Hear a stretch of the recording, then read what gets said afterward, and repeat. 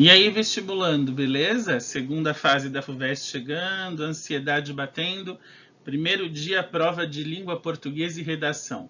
E aí, para a FUVEST não virar FUDEST, você vem aqui comigo e hoje nós vamos falar sobre 5 mitos da prova de redação da FUVEST. 5 coisas que falam por aí, mas não são verdade. Chega mais. Primeiro mito, logo de cara, a FUVEST não exige proposta de intervenção. Afinal, isso é coisa do Enem, não é verdade? Não, não é verdade. A proposta de intervenção na FUVEST, ela pode acontecer sim. Por que as pessoas se confundem? Porque o Enem, ele exige proposta de intervenção. O Enem exige porque já é predefinido que o tema do Enem será social. E aí, muita gente opõe, fala, o Enem exige, a FUVEST não exige. Alto lá, calma um pouquinho. Pode acontecer proposta de intervenção na FUVEST? Pode, porque a proposta de intervenção ela depende do tema e não do vestibular. A exceção, como eu disse, é o Enem, porque ele já tem um eixo temático definido. Como a FUVEST pode trabalhar com diversos temas, social, comportamental, filosófico, ecológico ou fusões, misturas, junções entre esses temas, o que vai definir a necessidade de proposta é o tema. Quer um exemplo? Alguns anos atrás, a FUVEST perguntou, deve haver limites para a arte? Ora, esse é um tema que você pode trabalhar de uma maneira eminentemente social, se você pensar na arte como um objeto de transformação, porém, se você pensar na arte sob o seu aspecto filosófico, você não precisa necessariamente fazer uma proposta. Ou então, tema de 2017 da FUVEST, maioridade social, texto do Kant, filosofia raiz lá na prova. Também não precisava de proposta. Por outro lado, quando a FUVEST fala da nova ordem mundial, você pode trabalhar sim com uma questão de proposta de como lidar com isso no dia a dia, ou pode trabalhar com uma questão mais puxada para o comportamental e para o filosófico. Então a FUVEST ela é aberta, vai depender muito do tema que ela apresentar primeiro, depois dos dados que estiverem na coletânea e além do tema e dos dados da coletânea, de como você, vestibulando, vai trabalhar com tudo isso dentro do seu texto. Então a questão é a seguinte, se você fizer uma abordagem temática filosófica, conceitual, realmente não vai ser necessária a proposta. Afinal, uma vez que você trabalha um conceito, você não tem necessariamente um problema claro, concreto e que atinge um grupo populacional. Porém, se você trabalha com um tema concreto que atinge um grupo populacional, uma problematização, aí sim deve haver a proposta de intervenção independente do vestibular. Ficou claro? Proposta de intervenção depende de eixo temático e de abordagem. Segundo mito, quanto mais eu escrever, melhor será meu texto. Aí você aperta a letra, faz aquela letra quase microscópica, escreve. Termina lá no finalzão da 30ª linha e corre pro abraço. Só que você pode abraçar ninguém, só queria dizer isso. Por quê?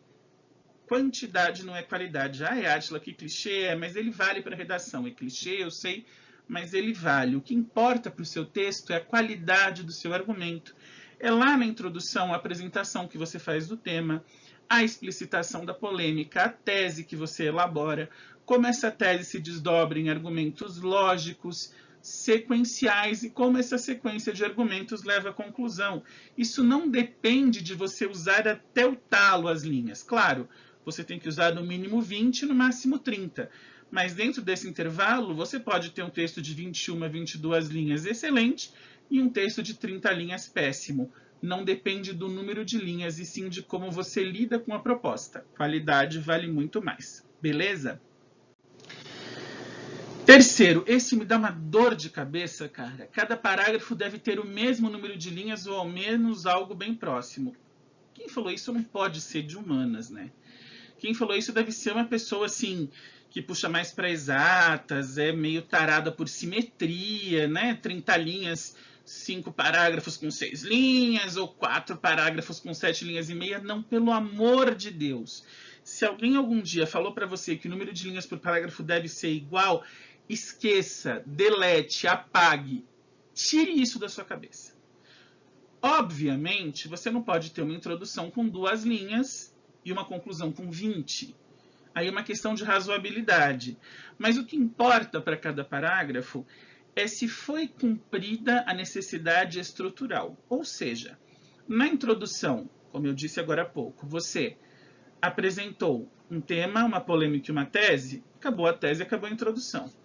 Em cada parágrafo argumentativo, você expôs um dado, interpretou esse dado para gerar um argumento, mudou o dado, começou outro argumento, muda o parágrafo. Na conclusão, você apresentou uma síntese ou uma proposta, então beleza. Nada impede de você ter, por exemplo, um parágrafo com 5 linhas e um com 7, um com 6, seguido de um com 8 e um com 5.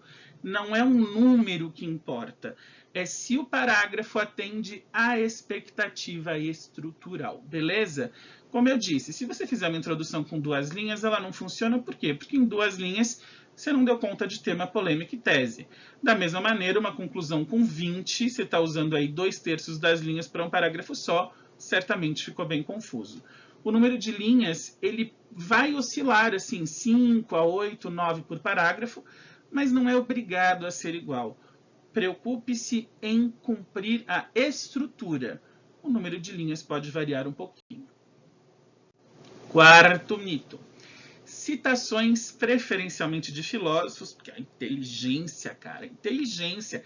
Citar filósofo é pi, não, não é. Citar filósofo não é pi, e se você citar filósofo à toa, é você que vai se pi na redação. Citações, eu já fiz um vídeo só sobre elas, inclusive, vai estar aqui embaixo, tá? Na descrição. Se você quiser ver meu vídeo só sobre citações, clica lá. Mas para resumir, citações elas seguem o princípio da utilidade. Se não servir para uma relação direta com o seu tema, você não faz a citação. Ai, mas é Bauman, mas é Sócrates, mas é Rousseau. E daí? Você não vai colocar maionese num doce de abóbora. Não vai. Então você não precisa misturar as coisas. O filósofo pode ser legal, é uma referência, um baita pensador? É. Se não servir para o seu tema, você não cita. Citação igual serventia, ou seja, utilidade. Quinto e último mito. Preciso explicitar alinhamento ideológico e defendê-lo ardorosamente em meu texto. Também não, mas esse é um mito corrente. Eu preciso, entre aspas, esquerdar na FUVEST. Você não precisa esquerdar, nem endireitar, nem centralizar, nem subir, nem descer, nem vir de gangorra, nem pular de paraquedas, nem surfar. Alinhamento ideológico não é necessário, porque ideologia não é critério de correção.